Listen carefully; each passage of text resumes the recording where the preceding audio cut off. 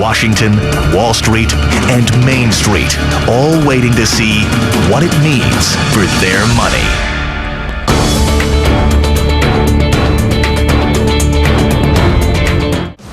All right, Melissa, one big question is, what do CEOs want to hear from this unprecedented news conference? What's Bernanke's ultimate goal? Does he risk too much by being so transparent? Want to get some insight and analysis from CNBC contributors Gordon Bethune, the former chairman and CEO of Continental Airlines, and real estate entrepreneur Don Peebles. Guys, good to see both of you. Gordon, I guess what does the C-suite want to hear today? Well, I think we want to see continued lower cost of capital, which is kind of regaining the employment market.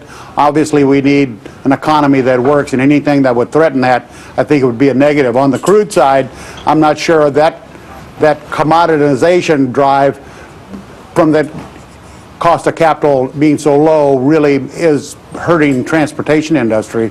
So I'm saying lower cost of capital, I vote we stay where we are.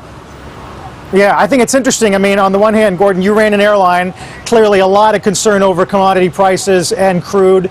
But Don, you're in real estate, and certainly be nice to see some more support for one aspect of the economy that has not taken off. Yeah, I agree. I think what we'd like to see, of course, is interest rates stay low. We need to keep commodities down. But I'll tell you that one of the things that's happening today that's, I believe, obviously historically significant is that the Fed is actually following the president's lead. I think President Obama has promised greater transparency to our nation's economy, and this is a good step towards that. I think taking this uncertainty, having to read the tea leaves and read the body language of the Fed chairman when they're walking out of a meeting and reading these transcripts without any kind of give and take keeps this uncertainty in the marketplace. So now we're going to get, the media has an opportunity now to ask these probing questions and get some better clarity as to where we're going so we can kind of get a sense of what's happening. Yeah, it's a tough call, Gordon, isn't it? On the one hand, it is frustrating to try to parse the statements and figure out, well, which Fed president is really speaking for the board when you got these speeches happening all over the place. On the other hand, watching the Washington press corps and, you know, present company excluded, watching them work is not always a pretty process. It's sort of you know, 6 of one, half dozen of the other. Well, but business doesn't like uncertainty, so I think this clarity issue is a good one. Tell us what's going to happen and we can prepare for it. I'm just worried about dampening the growth in jobs that has begun to rise in this country. I'd hate to see anything reverse that. Yeah, actually, look, today's... Gordon, what kind of... Gordon, I was just going to ask you what kind of grade you'd give him so far. Obviously, he's going to be asked his own characterization of QE, of a zero or close to zero rate interest rate policy environment. But all in all, I mean, A to F, where would you place him?